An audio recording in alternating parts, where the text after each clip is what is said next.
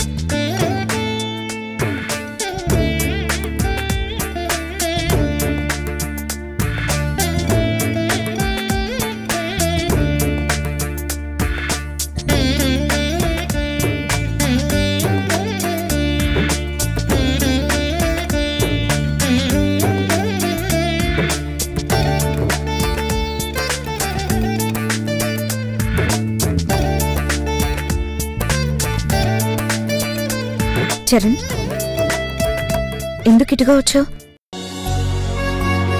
మీరెందుకు ఇటుగా వచ్చారు? మేడం మేడం అంటూ నువ్వు నాకు లవ్ ప్రపోజ్ చేసింది ఇక్కడే. నాకు అది గుర్తొచ్చింది. నా మనసులో కూడా అదే ఆలోచన రావటం వల్ల ఇక్కడ ఆగాను. నువ్వెక్కడ నో చెప్తావో అని నేను చాలా టెన్షన్ పడ్డ ప్లేస్ కూడా ఇదే కదా. తెలుసు. నీకోసం నేను ఇదే గుళ్ళో 4 వారాలు పూజ చేయించాను. ఎలాగైనా నా లవ్ సక్సెస్ అయ్యేలా చూడమని ఆ దేవుణ్ణి కోరుకున్నాను. ఆ వెంటనే నువ్వు నాకు గ్రీన్ సిగ్నల్ ఇచ్చావు. ఇదిగో ఇప్పుడు నువ్వు నేను భార్యాభర్తలుగా ఇలా గుడికొచ్చాం. ఏడా తిరిగేలోపు పాపను బాబను ఎత్తుకొని వస్తాం.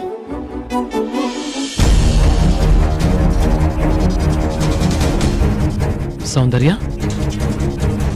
ఏమైంది? పెళ్లి తర్వాత మన జీవితం గురించి నేను కూడా ఇలాగే ఊహించుకున్నాను చరణ్. కానీ నన్ను పెళ్లి కూతురు చేసిన దగ్గర నుంచి ఏదో ఒక చెడు జరుగుతూనే ఉంది. నేను రూమ్ లో ఉండగా ఎవరో వచ్చి నన్ను కొట్టి నెట్టేయడం ఏంటో,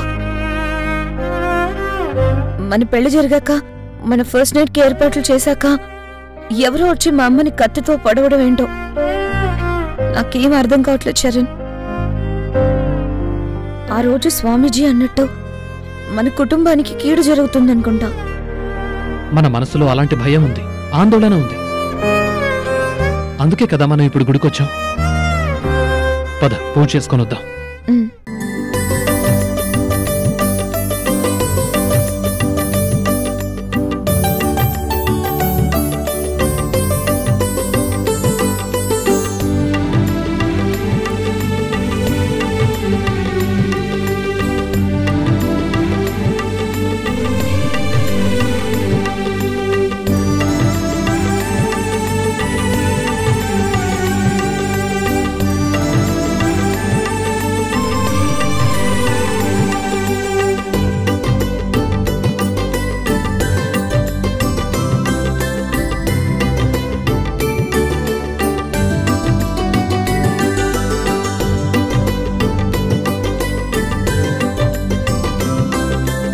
నూతన దంపతులు మొదటిసారి జంటగా గుడికొచ్చారన్నమాట.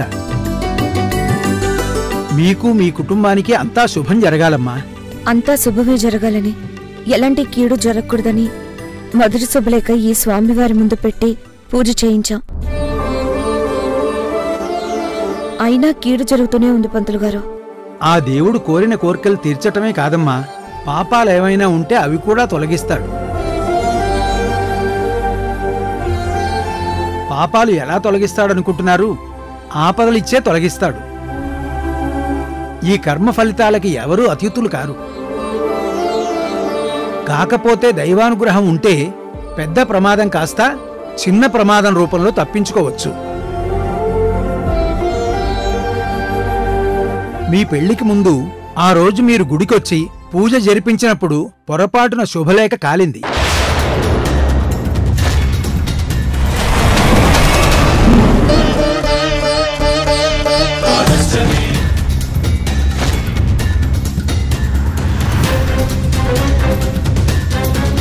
ఏంటి పంతులు గారు మీరనేది? మీరిలా కంగారు పడతారనే నేను చెప్పలేదు. మీ కుటుంబానికి ఎలాంటి హాని జరగకూడదని పూజ జరిపించి మిగతా శుభలేఖలు మీకిచ్చాను.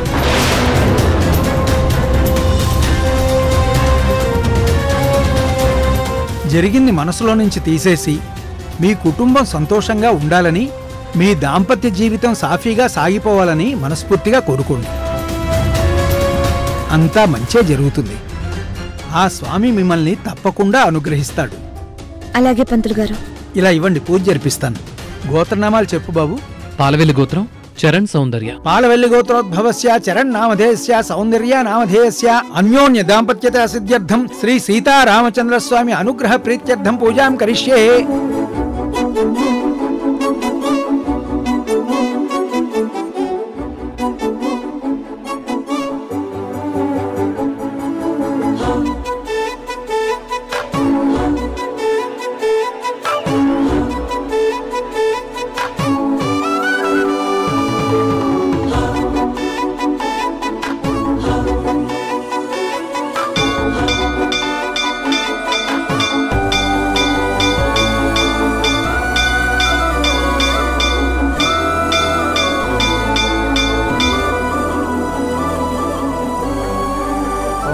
మంగళం కౌశవేంద్రాయ మహనీయ గుణాత్మనే చక్రవర్తితనూజాయ సార్వభౌమాయ మంగళం. మంగళనీరాజనం దర్శయామి, అనంతరం శుద్ధ ఆచమనీయం సమర్పయామి. నమస్కరోమి. తీర్థమానం భవతి శతాయు పురుషశతేంద్రియే ఆయుష్యేవేంద్రియే ప్రతిష్టతి. యజమానస్యాః శ్రీరామచంద్రస్వామి దేవతా అనుగ్రహ ప్రసాద సిద్ధిరస్తు. తథాస్తు. శుభమస్తు. శుభమస్తు. విజయోస్తు. మనోవాంఛాఫల సిద్ధిరస్తు. శ్రీ సీతాసమేత శ్రీరామచంద్రస్వామినే నమో నమః.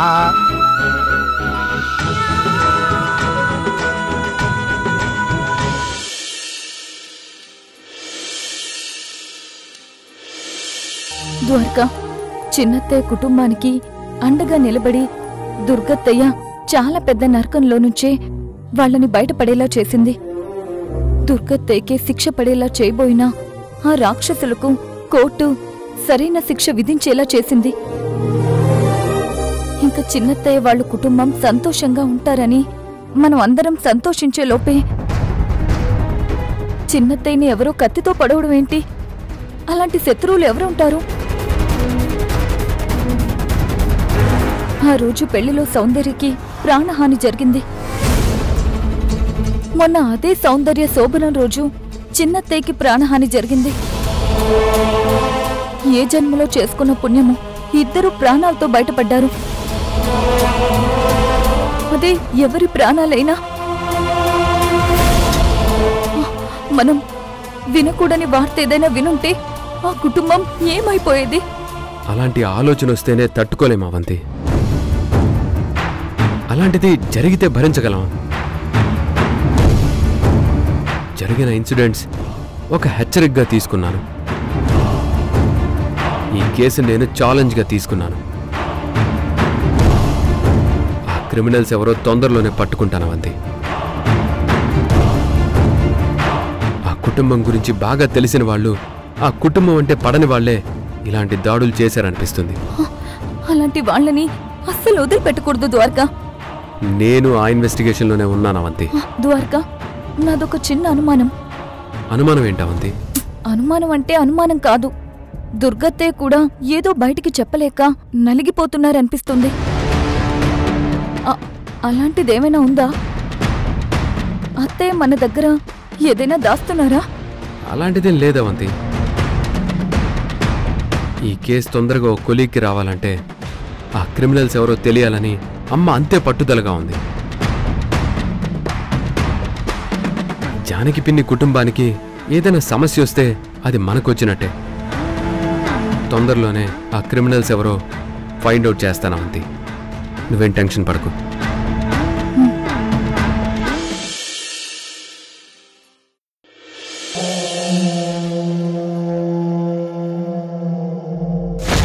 మీ పెళ్లికి ముందు ఆ రోజు మీరు గుడికొచ్చి పూజ జరిపించినప్పుడు పొరపాటున శుభలేఖ కాలింది.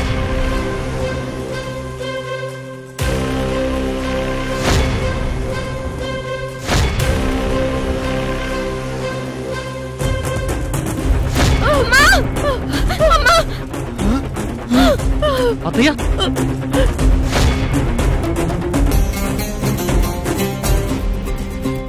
చరణ్ నీ మెళ్ళో తాళి కట్టేలోపు నీ గొంతులో ఊపిరి ఆపేస్తాను. చరణ్ మీద నీకున్న ప్రేమని ఇప్పుడే చంపేస్తాను. చరణ్ తో పెళ్లి కోరుకున్నందుకు నీకు చావే గతి.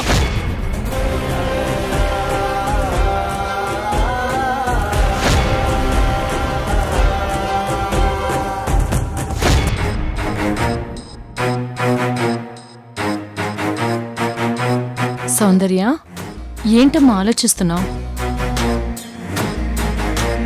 ఆస్తులు అంతస్తులు ఇవేమీ పట్టించుకోకుండా చరణ్ని నువ్విష్టపడ్డావు. నీలాంటి మంచి మనసున్న అమ్మాయి నా కోడలవ్వటం నా అదృష్టంగా భావించాను. అందుకే మీ పెళ్లికి నేను ఒప్పుకున్నాను. కానీ నీ జీవితంలో పెళ్లి అనేది ఇంత పెద్ద గండమని నీకు ప్రమాదం జరిగాకే తెలిసింది. నీ మీద మీ కుటుంబం మీద అంత పగ ఎవరికుంటుంది? అంత గిట్టని వాళ్ళు ఎవరుంటారు? మీ కుటుంబాన్ని నాశనం చేసి మీ యావదాస్తి మీద కన్నేసిన ఆ మహేంద్ర విశాలాక్షుల పీడైతే మీ పెద్దమ్మ వదిలించింది, వాళ్ళకి శిక్ష పడేలా చేసింది. మరి అలాంటి వాళ్ళు వేరే ఎవరుంటారు? నీకు మీ కుటుంబానికి వేరే శత్రువులు ఎవరుంటారమ్మా? నువ్వు చరణ్ సంతోషంగా ఉండటం ఎవరికి నచ్చట్లేదు.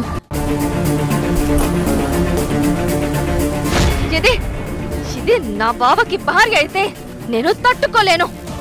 నేను కాకుండా ఇంకో మనిషి బావని ఎలా చేసుకుంటుంది? అసలు నిన్ను చంపమని వాడెవడికో చెప్పడం ఎందుకు? నేనే చంపేస్తే సరిపోయేది కదా. ఎప్పుడే చంపేస్తా. నీకు ఎవరి మీదైనా అనుమానం ఉంటే చెప్పమ్మా, దుర్గ గారితో చెప్దాం. నా అనుమానం నందిని మీదత్తయ్యా.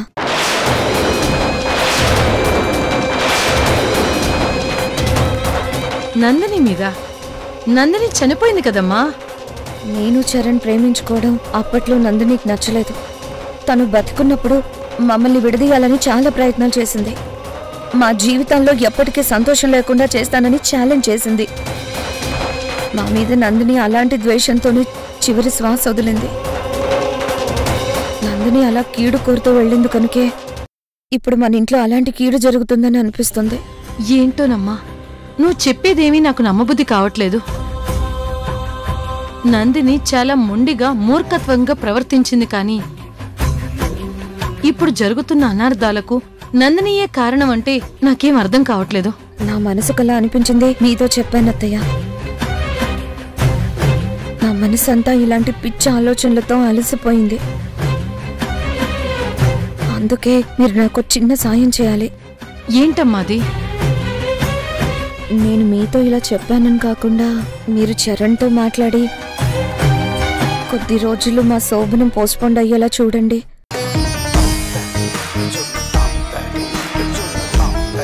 ఏంటమ్మా నువ్వనేది? అవునత్తయ్య, తల్లిగా మీరు చెప్తే చరణ్ తప్పకుండా ఆలోచిస్తాడు. నా మనసులో ఈ అలజడి దూరం అయ్యాక అప్పుడు చరణ్తో నేను సంతోషంగా కాపురం చేయగలను. దయచేసి మాట్లాడండి అత్తయ్య. చరణ్కి నువ్వంటే చాలా ఇష్టం. నీతో జీవితం పంచుకోవాలని ఆరాటపడేవాడికి నేనెలా చెప్పాలో అర్థం కావట్లేదు సౌందర్య. ఏదో ఒకలా మీరే మాట్లాడి నాకు ఈ సాయం చేయాలత్తయ్య. నాకు మా అమ్మ తర్వాత మా అమ్మ ఎవరు ఉంటే అది మీరే చరణ్ని కన్విన్స్ చేయాలి. మాట్లాడి చూస్తానమ్మా.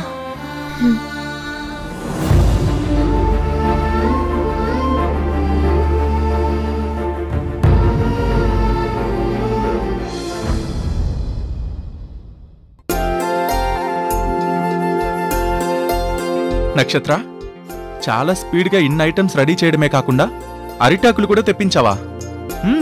గ్రేట్. మురారి, కొత్త దంపతుల్ని భోజనానికి పిలిచాం. వాళ్ళు తృప్తిగా భోంచేయాలి. అరిటాకులో భోంచేయడం బాగుంటుంది కదా, అందుకే ఇలా ఏర్పాటు చేస్తున్నాను. వస్తుంది ఎవరో కాదు, మీ జానకి పిన్ని కూతురు అల్లుడు. అంటే నీ చెల్లెలు మీ బావ. అవును నక్షత్ర, వాళ్ళ పెళ్లి తర్వాత మొదటిసారి మన ఇంటికి వస్తున్నారు. హ్యాపీగా భోంచేసి మన ఇంట్లో ఉండి వెళ్ళని. వాళ్ళిక్కడ 3 రాత్రులు నిద్ర చేసి వెళ్ళినా ఏం పర్లేదు. మర్యాదలు ఏమాత్రం తగ్గకుండా వాళ్ళకేం కావాలో నేను చూసుకుంటాను. నక్షత్ర, నీలో ఇంత మార్పు చూశాక నువ్వు నాకు చాలా చాలా చాలా చాలా ముద్దొస్తున్నావు. నిన్ను మురారి, అయ్యో నా కళ్ళు తిరుగుతున్నాయి మురారి. వదులు వదులు మురారి, సౌందర్య వాళ్ళు వచ్చే టైం అయింది. వదులు మురారి. అయ్యో మురారి, మేము వచ్చేసాం. అయ్యో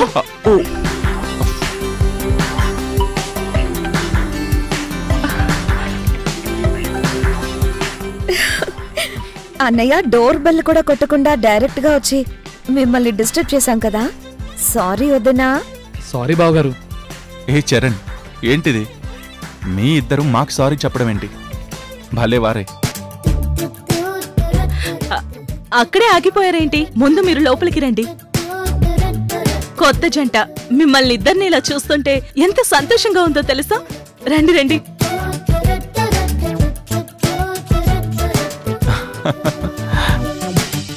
హాయ్ చరణ్. హాయ్ బావా. మీరు వస్తున్నారని నక్షత్ర చాలా ఐటమ్స్ ప్రిపేర్ చేసింది. మీరు భోంచేశాక ప్రశాంతంగా మాట్లాడుకోవచ్చు. సౌందర్య, వెళ్ళి హ్యాండ్ వాష్ చేసుకోండి, భోంచేద్దురు గాని. అలాగే వదినా, తీసుకోండి. ఏంటి ఫార్మాలిటీస్? మేం మీకు అతిథి మర్యాదలు చేయడమే ముఖ్యం. నువ్వు ప్రేమించిన మా చెల్లి నీ భార్య అవడం, నువ్వు మా పిన్ని ఇంటికే ఇల్లరికం రావడం అన్నీ కలిసొచ్చాయనిపిస్తుంది. మీరిద్దరూ హ్యాపీగా ఉంటే చాలు.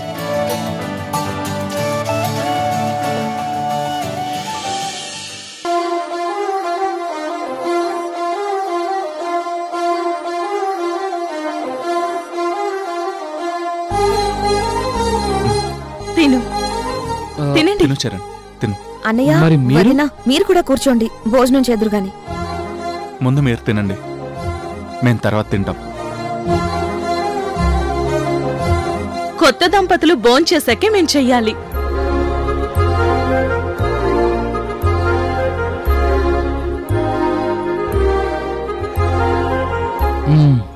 వీళ్ళు అరటాకులో భోజనం చేసి చాలా రోజులైంది. అరిటాకులో భోంచేయడం సరే, కూరలు ఎలా ఉన్నాయి? టేస్ట్ ఎలా ఉంది? చాలా బాగున్నాయి వదినా. కిచెన్ ఎటుందో తెలియని నక్షత్ర వంట చేయడం బాగా నేర్చుకుందమ్మా. నువ్వు 1 వీక్ ఇక్కడ ఉన్నావంటే అన్ని వంటలు నేర్పించేస్తాను. మరుంటావా? వంట చేయడం నేను కూడా నేర్చుకుంటాను వదినా. వెరీ గుడ్ సౌందర్య.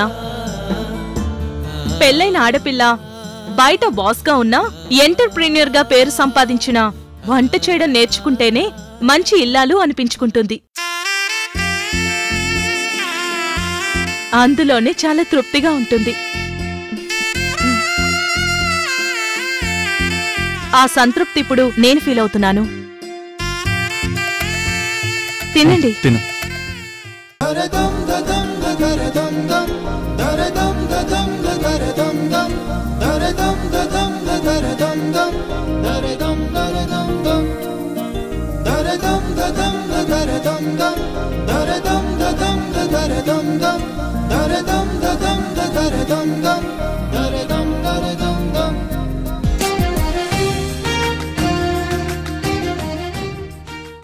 జానకి గారిని కలిసి అన్ని నిజాలు చెప్పేస్తాను. చెప్పేయాలి. ఎక్కడికి రా బయలుదేరావు? అమ్మో!